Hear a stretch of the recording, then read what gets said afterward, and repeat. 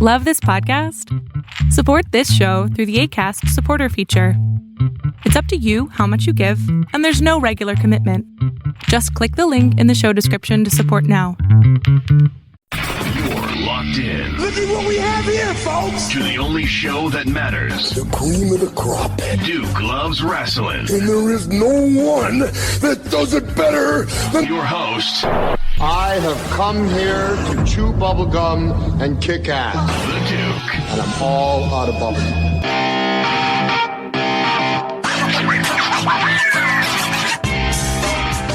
My brothers, sisters, non-binary, extraterrestrials. Welcome back to Duke Loves Wrestling Podcast, a show about pro wrestling and everything else. I got to tell you, folks, the question of the week, and possibly the question of the year, goes out to none other than Tony Khan, a.k.a. TK, a.k.a. Anthony. Hey, Tony, is All Elite Wrestling safe for children to attend? I asked this question because this past weekend at the AEW Revolution, MJF, the AEW World Champion, walked up to a woman in the crowd, in the middle of his match, mind you, grabbed a beverage out of the woman's hand, looked at the kid standing right next to her, who turned out to be her child, and proceeded to throw the drink in the kid's face. Completely doused the kid in this drink. And come to find out, this is not scripted.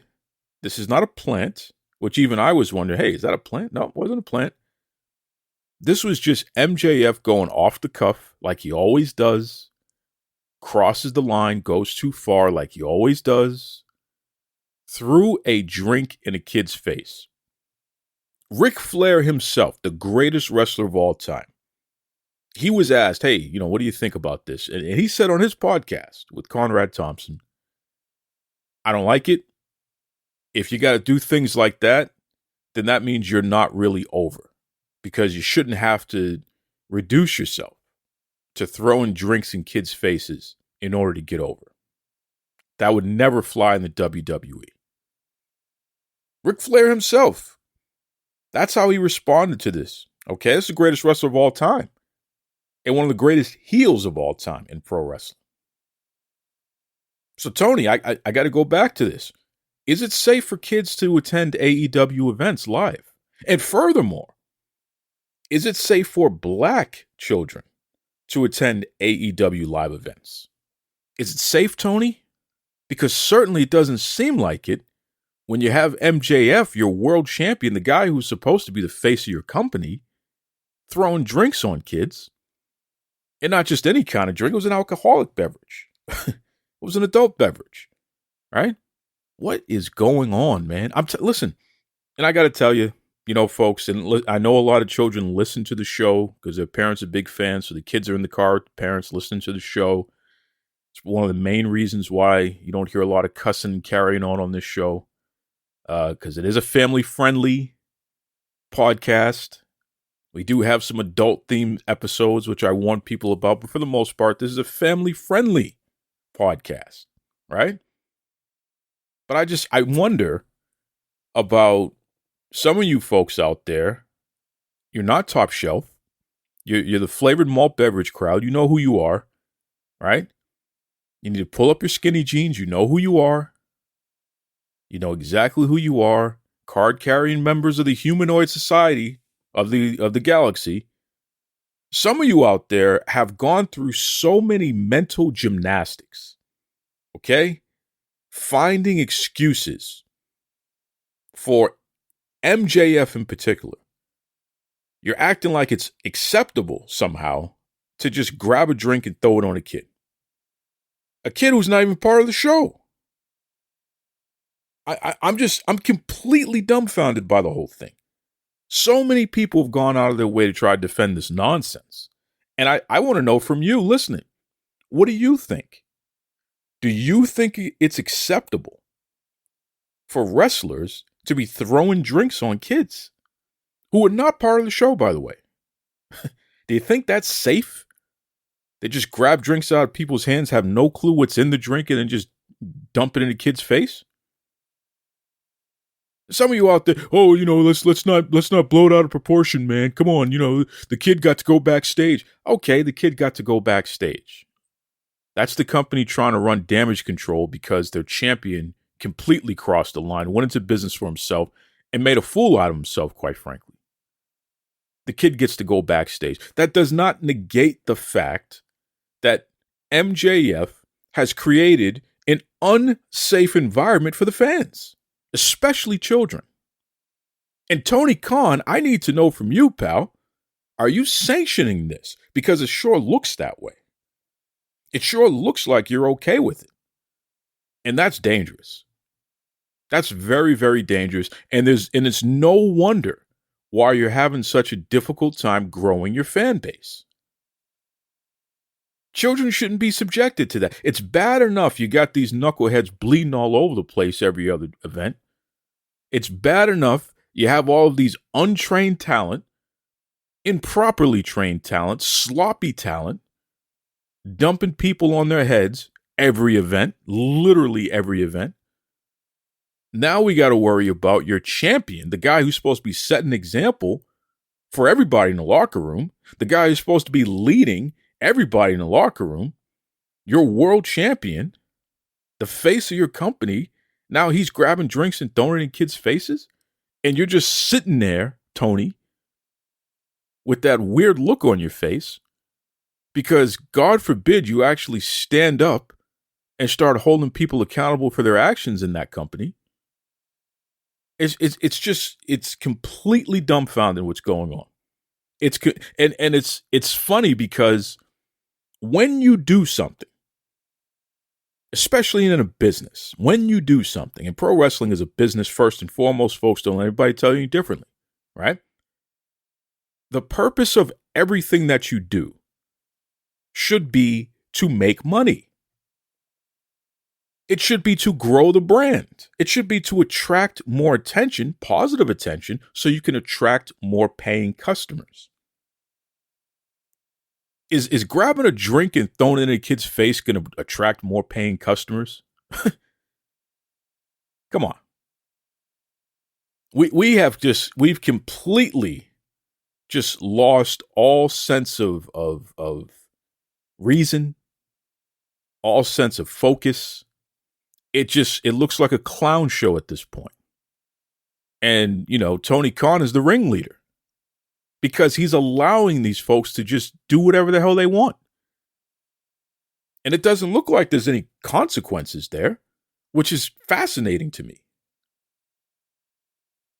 And again, you folks, IWC, the media, quote unquote wrestling media, you're trying to go out of your way to give this guy a pass. The same guy, MJF, who I called a scumbag before for some things that he did, the same guy who wanted to pit the Holocaust up against the transatlantic slave trade and make it seem like, the Holocaust, because it was more recent, it's somehow should get more attention and all this. Like, this guy's just all over the place with the way he's carrying on. And I'm going to tell you,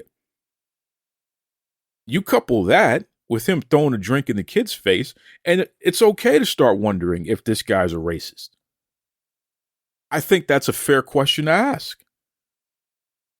Because what is his problem? What is this guy up to here? What does he do? What is he thinking? And why does he think he can do these things? It's fascinating. It really is. Again, that's the face of your company, Tony.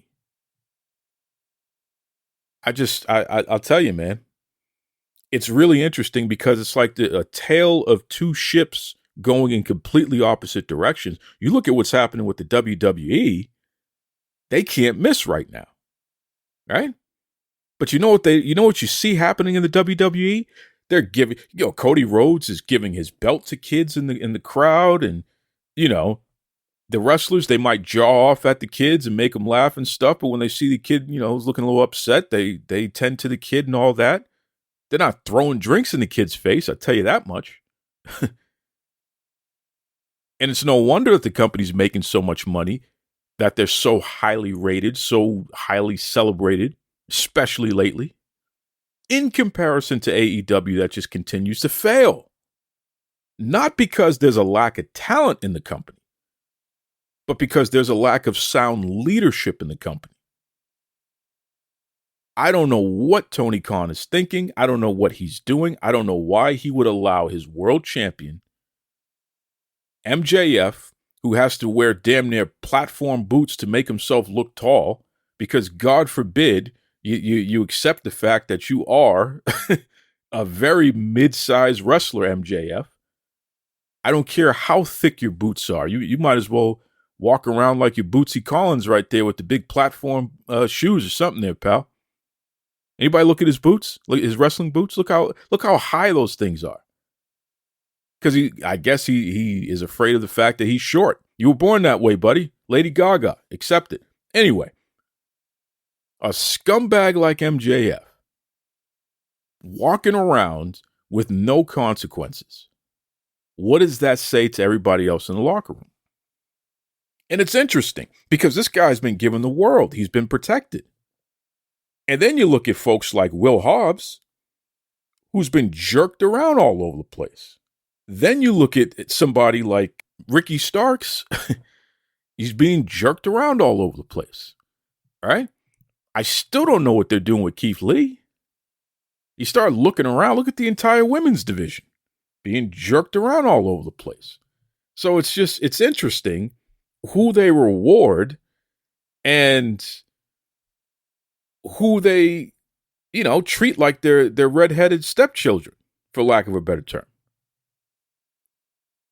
I don't know what would possess you to want to even have the belt on a guy who would think that it's acceptable in the middle of a pay-per-view, in the middle of any event, ever in life, to grab a stranger's drink and then throw it in her kid's face. This is beyond. This is like, okay. No wonder people have stopped watching this program. No wonder even Dave Meltzer himself has started to criticize your program. I saw Raj Giri. Raj, he's a politician. And Raj is a friend of the show. I like Raj. You folks know that. I've always put Raj over. I've always held Raj accountable as well. But he's a politician. Raj made the mistake, and he's done it before, of actually giving his opinion and pointing out some flaws that he saw in AEW and some of the booking philosophies and what have you. And then he had to delete his tweet because he's getting attacked by the AEW folks and their crazy fans and stuff. Right? Their legion of burner accounts and what have you, in addition. And it's just funny to me because this is par for the course. Tony, how long do you think you can control the narrative here? Because the reality of the situation is you're not growing. You're not growing, buddy. And even when people try to give you a chance, you turn around and you let people do Bush League things like what MJF did, throwing a drink in a kid's face. A black child in addition to that. No repercussions. Powerhouse Hobbs was the wrestler in the back who the kid wanted to meet, or who they brought over to the kid. And he spent time with the kid, and allegedly it was a good time, etc., etc. There's a tale of two wrestlers.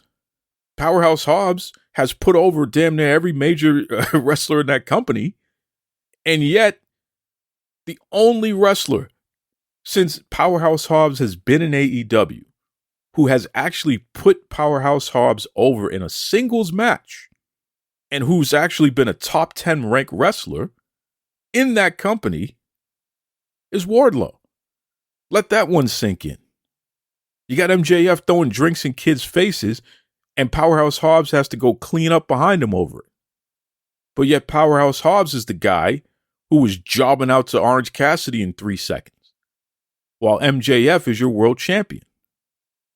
Are you kidding me? And I know Hobbs just won the TV title. Good for that. It's about time that something like that happened, but is that good enough?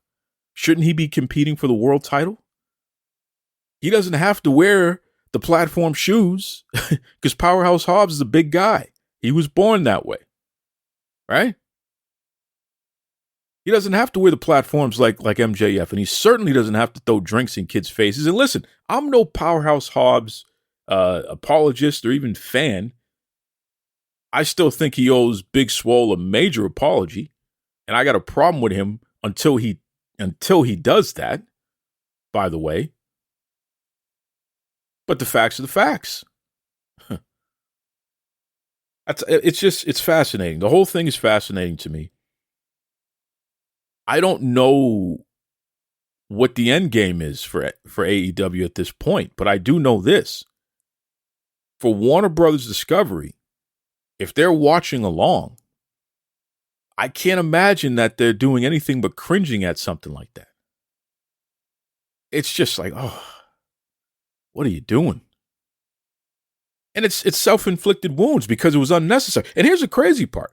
MJF was in a match with Bryan Danielson, an Iron Man match. It went over 60 minutes. This should have been the talk of the town. But people are barely talking about the match because they're too busy talking about the fact that MJF threw a drink in a kid's face.